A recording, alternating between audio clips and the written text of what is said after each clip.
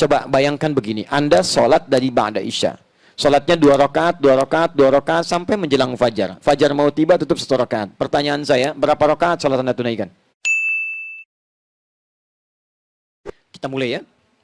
Saya agak cepat. Hadis riwayat Muslim, baik Anda tunaikan di malam hari setelah tidur atau Anda tunaikan sebelum tidur, bagaimana cara menunaikannya?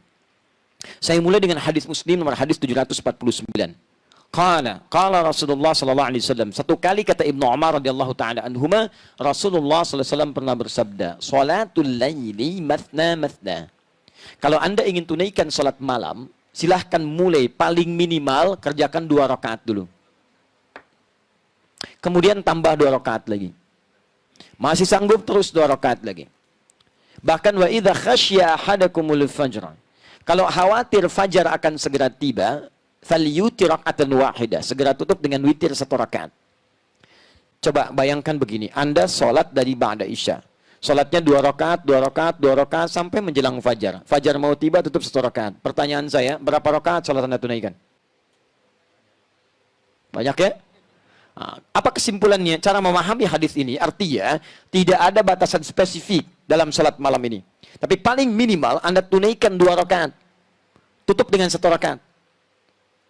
Ustaz, kok ada peluang 2 rakaat? Jangan bayangkan semua orang tunaikan ba'da isya. Ada orang yang tidur dulu.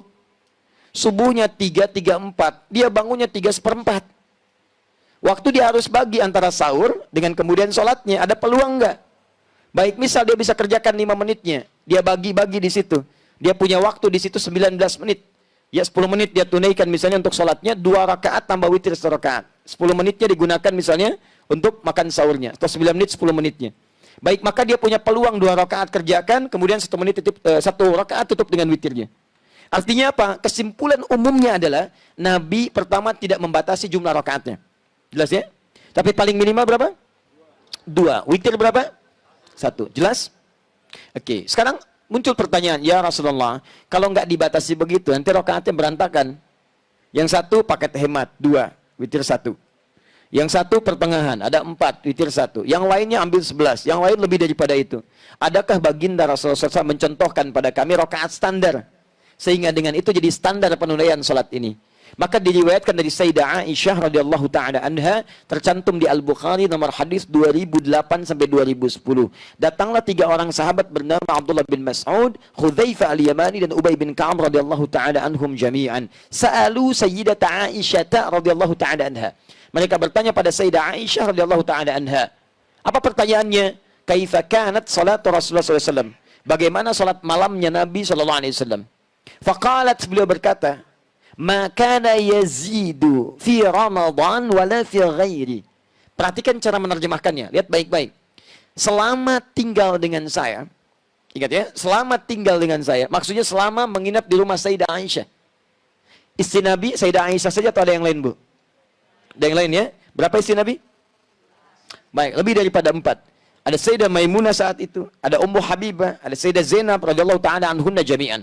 Tapi selama menginap di rumah Sayyidah Aisyah, begini cara memahaminya, kata beliau tidak pernah menambah baik di Ramadan atau di luar Ramadan ala 11 raka'atan, dari 11 rakaat.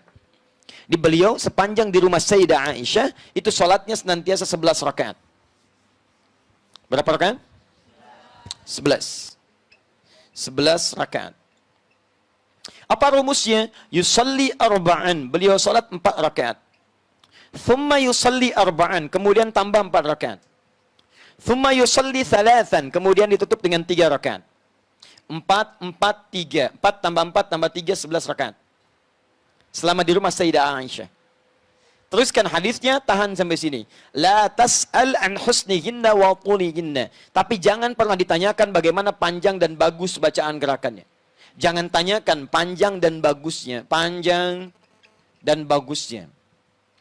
Ini takotaki. Yang ini 4, 4, 3.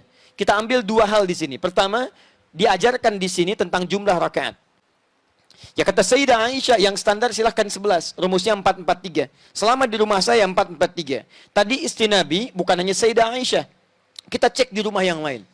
Kita temukan ternyata di rumah Sayyidah Maimunah, kesaksian sahabat Ibnu Abbas radhiyallahu taala anhuma tersebut di Abu Dawud nomor hadis 1369. Ketika beliau tinggal di rumah Sayyidah Maimunah untuk melihat kebiasaan sholat malam Nabi dan bangunnya Nabi di malam hari, dilihat oleh beliau. Kata beliau, karena Rasulullah SAW adalah kebiasaan Nabi SAW. Idza staiqadha min naumi, apabila bangun beliau di pertengahan malamnya, maka beliau bangun, lihat baik-baik, di pertengahan malam. Lebih sedikit, yazidu qalilan aw yanqusu qalilan. Lebih sedikit, kadang-kadang kurang sedikit. Saya sudah jelaskan kemarin. Kalau ukuran Indonesia misalnya 4:30 subuhnya, ya beliau bangun 1:30, kadang lebih, kadang kurang sedikit. Yang paling menarik, fajalasa, kemudian duduk terlebih dahulu. Famasaha biyadihi min atharin naum, kemudian menghapuskan bekas ngantuk di matanya. Ya, faqara khawatim min surah Ali Imran. Maka beliau membaca 10 ayat terakhir atau 11 ayat terakhir di surah Ali Imran. Kemudian berdoa, alhamdulillahilladzi ahyana ba'da ma amatana wa ilaihin nusyur. Dikuatkan dengan hadis riwayat Al-Bukhari, ya, riwayat sahabat Abu Dzar Al-Ghifari nomor hadis 181. Setelah itu kemudian apa yang terjadi? Tsumma dzahaba ila syinin mu'allaqah. Pergi ke tempat tertutup, ke toilet. Fatawadda, kemudian berdoa. Setelah itu pergi ke tempat sholatnya. Mengikutilah Ibnu Abbas di belakangnya. Ketika mengikuti Nabi kemudian bertakbir, maka Ibnu Abbas ikut di belakang Nabi. Ditariklah oleh Nabi supaya sejajar dengan Nabi SAW. Hadis ini menunjukkan bolehnya imam, kalau makmumnya seorang, itu boleh berdiri sejajar. Ini imam, ini makmum. Sejajar. Paham ya? Boleh juga makmum di belakang, imam di depan. Sejajar, ya tidak sejajar, tapi agak maju sedikit. Masih berdempet. Kalau makmumnya diduga, itu sudah baik, sudah kuat, sudah dewasa, sanggup menjaga dirinya. Tapi kalau anak ini baru kecil, kita boleh tarik sejajar dengan kita. Tidak ada masalah. Teruskan. Apa yang dilakukan oleh Nabi? Kata beliau, Nabi membuka dengan 2 rakaat yang ringan. Dikenal dengan khafifatain. Ditunaikan salat 2 rakaat dulu. Boleh, silakan. Khafifatain. Nggak pakai bacaan surat lain selain Al-Fatihah. Takbir Allahu Akbar, langsung Al-Fatihah. Ruku' yang tidak sujud. Duduk di antara 2 sujud, sujud bangkit lagi 2 rakaat seperti hal yang sama. Paham ya? Setelah itu beliau tunaikan salat intinya, beliau katakan 2 rakaat. Kemudian 2 rakaat. Kemudian 2 rakaat. Kemudian 2 rakaat. Kemudian 2 rakaat. Kemudian 1 rakaat. Jumlah berapa?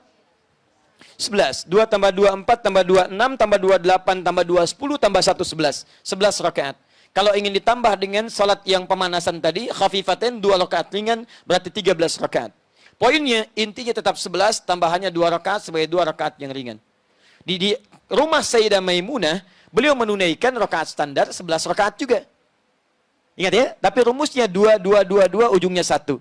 Boleh kalau mau witirnya 3, ujungnya 3. 2, 2, 2, 2, ujung 3. Atau 2, 2, 2, 2, 2, ujungnya 1. Jelas? Berapa rakaat? 11 rakaat. Dan ini mau 4, 4, 3, 2, 2, ujung 1 atau 3, jumlah 11, itu tidak saling mengungguli. Nggak ada masalah, dan jangan bertengkar pada urusan seperti ini. Oh yang benar itu 11, 4, 4, 3, formulanya bagus. Kemarin Bayern Munchen ngalahin Hamburg juga 4, 4, 3. Misalnya, sampai jadi juara misalnya. Dan seterusnya. Tapi kan nggak bisa. Bayern Munchen kan dikalahin sama Madrid, rumusnya bukan 4, 4, 3. Itu urusan yang lain. Ya, nah kita kembalikan ke sini teman-teman. Ini boleh, ini boleh. Paham? Baik, sekarang sebentar. Kalau saya pengen 23 rakaat boleh nggak? 37? 41? Masya Allah, dari mana taunya? Oke, nah, baik. Sebelum sampai ke sana, kita pahami dulu pemaknaannya. Lihat sini. 11 ini, lihat rumusnya. Jangan pahami sampai 11 dulu. Tapi jangan dipisahkan dari sinergis yang pertama tadi, lihat keterangannya. Jangan tanya panjang dan bagusnya. Jadi 11 ini tidak boleh dipisahkan dari panjang dan bagus. Diukur kemudian oleh sahabat yang 3 orang tadi. Seperti apa panjang bagusnya. Maka dimulailah Hudzaifah al-Yamani radhiyallahu ta'ala anhu salat di belakang Nabi. Begitu salat betul memang panjang dan bagus. Saking bagus ya kata beliau, ini salat paling enak yang saya rasakan. Kalau baca ayat doa, berdoa, tenang hati saya. Baca ayat surga, pengen cepat ke surga. Baca ayat neraka, takut dengan neraka. Allahu Akbar. Enak salatnya. Saking enaknya tak terasa rakaat pertama 100 ayat Al-Baqarah. Enak. 1 rakaat 100 ayat. Ruku, bangun lagi, sampai bangun teruskan lagi. Itu masuk diceritakan penasaran. Benar enak. Salat di belakang Nabi, enak betul. Wah nikmat salat di belakang Nabi. Diikuti bacaan, karena beliau ahli Quran, ahli qiraat. Di bacaan Nabi itu diikuti supaya nanti saat bacakan ingin serupa dengan bacaan Nabi, indah. Makanya sesekali Nabi sering katakan, Abdullah baca. Ya Nabi, engkau kan yang Nabi. Tidak ada salahnya kan saya mendengar bacaan Anda.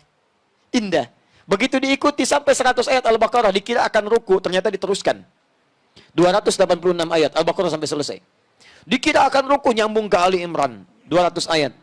Dikira akan ruku, nyambung ke An-Nisa, 176 ayat. Baru setelah 176 ayat, beliau kemudian ruku di situ. 5 juz 4 halaman, rakaat pertama. Luar biasa, lebih banyak dari yang semula. Dan besoknya tidak pada ikutan lagi. Ya. Kenapa? Bukan karena banyaknya. Bukan karena banyaknya. Karena nanti Imam An-Nawawi dia punya kitab namanya At-Tibyan fi Adab Hamalatil Quran. Anda yang senang dengan edisi bahasa Arab, cari terbitan Darul Kutub Al-Islamiyah, halaman 37. Ya, warnanya merah marun, paling kanan sebelah atas. Ya, paragraf 1 baris 1 sampai 3. Itu disebutkan di situ bagaimana sahabat Nabi sepeninggal Nabi, Utsman bin Affan, kemudian ada Abdurrahman bin Auf, Tamim Ad-Dari radhiyallahu taala anhum jami'an, itu bisa menunaikan salat-salat malam sampai khatam Al-Quran. Khatam Al-Quran. Itu luar biasa. Ya. Nah, tapi poinnya adalah, kenapa kemudian mereka tidak mengikuti Nabi lagi? Kata Abdullah bin Mas'ud, saya khawatir sering menduga, ini di mana posisi ayat yang mana rukunya Nabi. Supaya saya bisa praktekkan dalam sholat kemudian. Karena saya sering menduga, saya khawatir saya nggak khusyuk, akhirnya berpisah dengan Nabi di kemudian harinya. Tapi prinsipnya dibawa oleh mereka. Ternyata Nabi itu kalau sholat, pertama bacaan ayatnya selalu berusaha panjang. Ini kita ambil rahasianya. Kedua, dibaca dengan tenang. Sehingga ada pengaruh kepada roh, kepada jiwa. Yang ketiga, bahkan selesai sholatnya, itu tidak langsung bangkit, istirahat sejenak. Dalam istirahatnya berdoa, beliau memohon ampunan kepada Allah. Allahumma innaka afuwun tuhibbul afwa fa'fu anni. Ya Allah, aku banyak salah, aku banyak salah, aku banyak salah. Engkau maha pemaaf, engkau maha pengampun. Ampuni aku ya Allah. Maafkan aku. Seorang Nabi maksum dijaga dari kesalahan, masih meminta ampunan dari kesalahan dan mengaku salah. Kita yang bukan Nabi, bukan Rasul, tidak maksum merasakan bebas dari kesalahan. Itu yang fatal. Ini kemudian pasca salat, beliau berdoa dengan tenang. Istirahat, berdoa dengan tenang. Tahan, sini tahan. Fokus baik-baik. Lihat sini rahasia pertama. Rahasia pertama dibaca dengan panjang. Maksudnya memperbanyak ayatnya. Bukan sekedar panjang, memperbanyak ayatnya. Rahasia sholat malam, perhatikan rahasianya. Kenapa sampai disebut menyempurnakan puasa Ramadan? Teman-teman, ternyata ada satu amalan di dalam ibadah kita yang saat dikerjakan seperti sederhana tapi pahalanya melimpah. Apa amalan itu? Di antaranya adalah membaca Al-Quran. Kalau Anda sholat, sekali sholat nilainya 10. Ramadan dilipat gandakan. Tapi ingat, bukan cuma sholat yang dihitung, setiap bacaan Qurannya. Dan bacaan Quran skala dibacakan, satu hurufnya 10 kebaikan. Satu hurufnya sama dengan 10. Man qara'a harfan min kitabillahi falahu asyru hasanat. At-Tirmidzi nomor hadis 2910. Siapa yang baca satu huruf dari Al-Quran, dia mendapatkan 10 kebaikan. Masih ingat kalau Ramadan kali berapa? 10 lagi. Jadi satu hurufnya berapa? Allahu Akbar. Cuman Ramadan yang saat Anda bacakan setiap hurufnya itu mengalir kemudian 10 kali lipat minimal di hari biasa. Maka mau malam hari apa lagi yang Anda carikan pahalanya? Kalau Anda kehilangan Ramadan, peluang ini nggak ada. Makanya Nabi mengajarkan pada kita, jangan ributkan masalah rakaatnya. Anda harus maksimalkan, baca yang banyak, karena peluang pahalanya banyak. Silahkan cek. Jadi kalau Anda mau sholatnya 11, mau yang lainnya, maksimalkan. Yang penting bacaannya itu, usahakan maksimalkan panjang, dalam arti perbanyak ayatnya. Banyak ayatnya. Karena setiap hurufnya ini digandakan luar biasa.